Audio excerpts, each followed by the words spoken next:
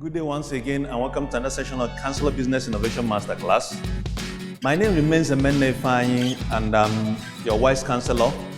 And today we're going to be looking at a topic I've titled How to Build a Loss-Proof Business. It's derived from the wisdom from the story of ancient Babylon. Now, I've looked at a lot of businesses, and I found that most of them are struggling. And I'm asking myself, is there no system whereby business owners could ensure that their businesses don't suffer losses? Probably you own a business and you're wondering what are the lessons you can learn that can help you ensure that your business will, even if it's not making so much profit, at least will not suffer loss. So we are going to be looking at a story from ancient Babylon on how a king structured his kingdom to ensure that he did not suffer loss. So basically today we are going to be looking at an ancient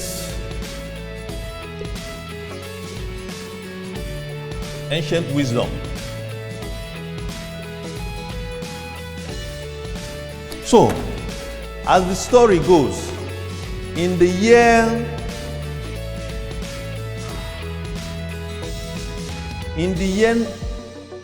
5040 BC, there arose a mighty king named Cyrus the Great, also popularly known as the King of Kings.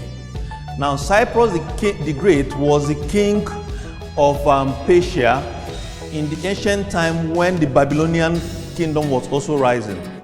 And Cyrus the Great essentially conquered all the kingdoms, and he ruled over all the ancient world as we knew it in the ancient days.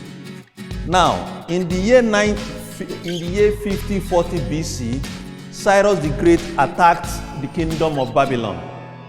And after a series of battles, he reached the gate of Babylon, and the citizens of Babylon actually opened up the gate of the city of Babylon to the king Cyrus. Now, when Cyrus took over the kingdom of Babylon and merged it into his own city, he appointed a man named Darius the Mede. And Darius the Mede became the appointed head of the ancient Babylonian kingdom, which is, assuming he was ruling over the whole world, the part of the kingdom when he conquered Babylon, he appointed Darius to oversee the affairs of Babylon. Now, it's from the activities of Darius that we want to share certain business principles that guided the ancient kingdom of Babylon to become so successful under the rulership of Darius the Mede. Now, when Darius the Mede was appointed to oversee the kingdom of ancient Babylon, one of the things he said that he did not want the kingdom to suffer loss. And he started by putting certain measures into place. And these are the measures that we want to talk about, that once you have in place in your organization, will ensure that you don't suffer loss as a business owner. So what were the steps that this King Darius took? The first step that King Darius took was that he appointed over the entire nation, he appointed 120 satraps, known as local heads, which means he divided the kingdom space he was ruling over into 120 provinces and selected 120 people to be in charge of each of these sectors. The next thing he now did was he selected 3 governors that these 120 people reported to, and these 3 people now reported to him. Then he now selected advisors, counselors, and administrators. Now, coming to you now, what are the lessons that you need to learn from this? What are the ways, based on these actions of Darius the Mede, what are the lessons that once you learn can help you build your own structures? Number one is that Darius showed us that we must design our organization, that the management structure of a business is very, very critical. That if you don't put enough structure in place at the management level, your business will continue suffering losses. which means you need to define a clear management organogram in your organization. He appointed governors who reported to him. He appointed satraps who reported to the governors. He now had board of advisors that advised him. For the lessons from this one, the key lessons is management structure is critical in any organization. You need to have a system whereby a level 1 person reports to level 2 person, and level 3 person reports to level 3, and level 3 before it gets to you. There needs to be a clear chain of command in your organizational structure. The next thing you also need to do is looking at the way Darius appointed these leaders. He didn't just come in and bring in fresh people to lead the structure he has put in place.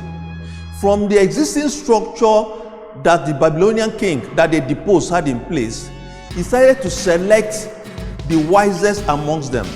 And from them, that was where he got people like Daniel to be part of the leadership structure. It means that experience counts a lot in building your management team.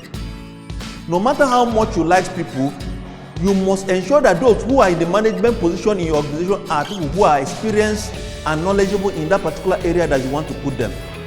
You need to ensure that only those who can provide you with the kind of leadership input, management advice that you need that are put in management position. A lot of people have not realized that management is what drives organization. If your people, the lower cadre people are not performing, the first person you need to look out to demand for result are the people in the management position. And which is why holding those in management position to account is very important. Now let me show you why that is important, where Darius showed us. You know, some of these leaders ganged up to conspire against Daniel, and they got the king to sign a document that whoever disobeyed that particular law will be thrown into the lion's den. And when Daniel broke that particular law, these guys came to the king and said, see, because you have signed this thing, this law must be executed. It means that you as the leader must ensure that these are our company policies. Once these policies are put into place, anybody who is working within this organization, including you, the CEO of that company, must abide by the policy of that organization. Anybody who is in management position who tries to violate the policy of the organization must pay a price for it. If Darius was not ready to say, yes, I'm the king, so even if I've signed this thing, I can change it, I want to allow Daniel to go scot-free.